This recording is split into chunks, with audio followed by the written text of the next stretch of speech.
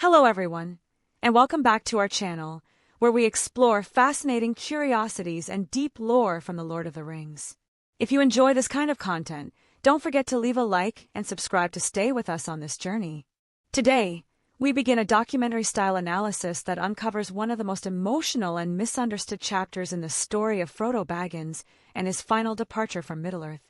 Before we begin, a quick note: to avoid any copyright issues, every image shown in this video was generated by AI. Because of that, you may notice small inconsistencies between the visuals and the narration. Also, this is part of our ongoing experiment with new AI narration tools, so occasional errors in pronunciation or pacing might occur as we refine the process. In this first chapter, we'll set the stage and introduce the theme of today's video: understanding why Frodo, despite saving Middle-earth, could not remain in the Shire, and why his story ends far from the life he once knew. When the story truly begins, we follow Frodo Baggins at a moment when Middle-earth is safe, yet he himself feels anything but healed. Although the Shire appears peaceful after the long struggle against Sauron, Frodo carries wounds far deeper than anyone around him can fully understand. The films briefly hint at this, but the text reveals the full extent of his burden. Frodo does not simply remember the past, he relives it. The nightmarish weight of the Morgul blade, the choking darkness of Shelob, the manipulative pressure of the One Ring, and the overwhelming presence of the eye-left marks that never truly faded. When Frodo returns home, he tries to sink back into the life he once knew, but the Shire no longer feels like the haven it used to be. Even the beauty of the fields and forests seems distant to him. His friends, Sam, Merry, and Pippin, recover with surprising resilience and soon return to their daily routines. Frodo, however, feels the same injuries flare back to life every year on the anniversaries of his worst moments. On the date he was stabbed on Weathertop, the pain returns. On the day he was poisoned by Shelob, he grows ill again. These cycles of suffering make it clear that he is forever changed. Despite this, Frodo hides much of his pain. He does not want to burden Sam or cause worry among his friends, so he quietly endures. Physically weakened and emotionally unsettled, Frodo spends increasing amounts of time alone, writing his memories in the Red Book. There are moments when Sam finds him pale, distant, as if seeing shadows only he can perceive. Frodo admits that some wounds never heal, not completely. This emotional and psychological turmoil makes his struggle relatable even today. Viewers often feel moved by Frodo's quiet suffering, especially when realizing that even victory did not bring him peace. What do you think about this darker, more human side of Frodo's journey? Frodo's suffering becomes even clearer when we look at how the years unfolded after his return to the Shire. Although peace had been restored to Middle-earth, his mind and body carried reminders that refused to heal. Each anniversary of his worst wounds brought a renewed wave of illness. In October of 3019, exactly 1 year after he was stabbed on Weathertop by the Morgul blade, Frodo felt the sharp return of that same pain. 5 months later, on the anniversary of his poisoning by Shelob, he fell ill again. The following year, the pattern repeated itself. Another attack of pain in October 3020, and once more he sickened on the date of the Shelob wound. These moments weren't minor discomforts, they were debilitating, dragging him back into memories he wished he could forget. Beyond the physical suffering, Frodo's emotional and psychological struggles weighed even heavier. At times, Sam found him pale and strangely distant, as though seeing something far beyond the walls of Bag End. When Sam asked what was wrong, Frodo answered with heartbreaking honesty, "I am wounded, and it will never really heal." That simple truth perfectly reflects the core of his struggle. Frodo had been pushed to the absolute limits of his spirit. He carried the One Ring across the whole of Middle-earth, breathed the ash-filled air of Mordor, felt the eye of Sauron pressing on him, and endured the creeping corruption that grew heavier the closer he came to the Mountain of Fire.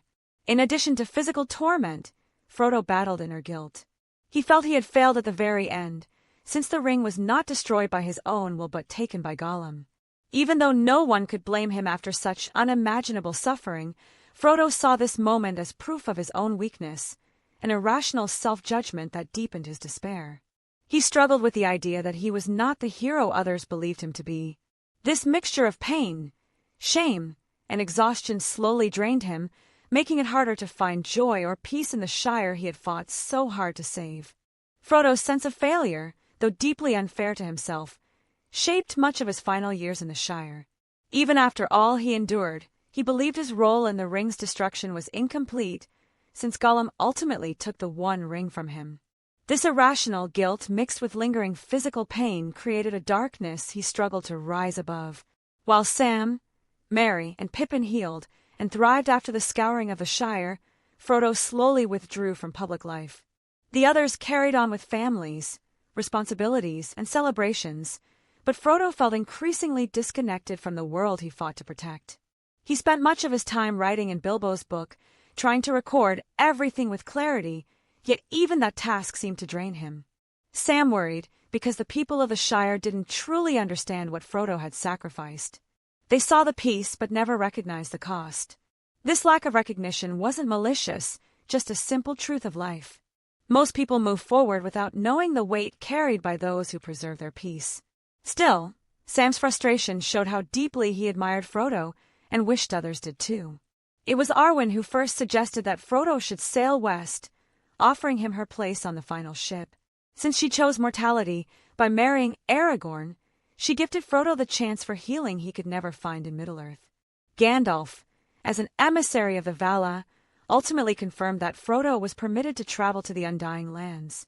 This extraordinary gift was not immortality, but the opportunity to be healed, physically, mentally, and spiritually. Bilbo, already frail and nearing the end of his life, joined Frodo on this final journey. It is believed that they both reached Tol Eressëa, the Lonely Isle, where the blessings of the Valar and the Eldar could soothe their suffering. Though rare for mortals to dwell there, Frodo had earned this honor through unparalleled courage and sacrifice. Nothing states exactly when Frodo died in the West, but it is understood he lived out his remaining days in peace, free from the pain that haunted him in Middle-earth. Although the Undying Lands offered peace, they did not grant immortality. That gift belonged only to the firstborn and to beings created with eternal life. Frodo, despite all the honor and compassion shown to him, remained a mortal creature tied to the fate of men. His time in Aman did not erase this truth. What the West offered him was healing, relief from the poison of the Morgul blade, the shadow left by the One Ring, and the emotional wounds that Middle-earth could never mend. Yet this healing did not mean he would live forever. Instead, Frodo likely enjoyed a longer and far more peaceful life than he could have experienced in the Shire. Free from the burdens that had haunted him since the quest of the ring, he finally found rest among the beauty and tranquility of the blessed realm. The presence of the Eldar, the purity of the land, and the grace of the Valar would have eased his remaining pains, allowing him to breathe without fear, sleep without nightmares, and exist without the weight of past horrors. It is widely believed that Frodo lived out the remainder of his days in this gentle peace, eventually passing away naturally as any mortal would. There was no reason for him to ever return to Middle-earth. Nothing there could offer him what the West provided. The Shire was safe, but it was no longer home. In the blessed realm, he found not immortality, but the final comfort he had earned through courage, endurance, and sacrifice. His story closes quietly, far from battles, darkness, and despair. Frodo completed the journey that began in the green hills of the Shire and ended beyond the sea, where his spirit could finally rest. Even though his fate is not described in detail, we can be certain that he found what he had long sought, peace. As Frodo's tale reaches its quiet conclusion, the narrative returns to a simple truth. Although Middle-earth was healed, not everything was healed for its ring-bearer. His journey was filled with sacrifice, courage, and unbearable burdens, and even in the safety of the Shire, he could not escape the lingering shadows of the past. Still, his legacy stands as one of the greatest in the history of the Third Age. Without Frodo, the One Ring would never have reached the fires of the Mountain of Doom in the first place, and the Free Peoples would have faced a very different fate. It is important to remember that he did not make that journey alone. Samwise Gamgee remained at his side until the very end, embodying loyalty and love in a way few characters ever do. After the scouring of the Shire, Sam, Merry, and Pippin lived full and joyful lives, each finding their own paths in a restored land. Frodo, however, slowly faded from public view, retreating more often into solitude as he tried to finish writing in Bilbo's book. His absence at gatherings and celebrations reflected not distance from his friends, but the deep exhaustion of someone who had given everything. Even so, Frodo's story is not one of despair, it is one of completion. He fulfilled his purpose, carried out a task no other could bear, and was granted a final gift, the chance to rest. His departure for the West marks not an escape, but a well-earned peace. And just as Frodo's journey ends, so does the reflection within the original narrative. A closing message invites viewers to show appreciation. Leave a like, subscribe if they enjoy the content, and share suggestions for future topics. It is a simple farewell, warm and sincere, echoing the gentle spirit of the Shire itself. Thus, Frodo's long road, from the green hills of the Shire to the shadow of Mordor, and finally to the tranquil shores of the West, comes to an end. His courage changed the world, and in the Undying Lands, he finally found the peace he could never hold on to in Middle-earth.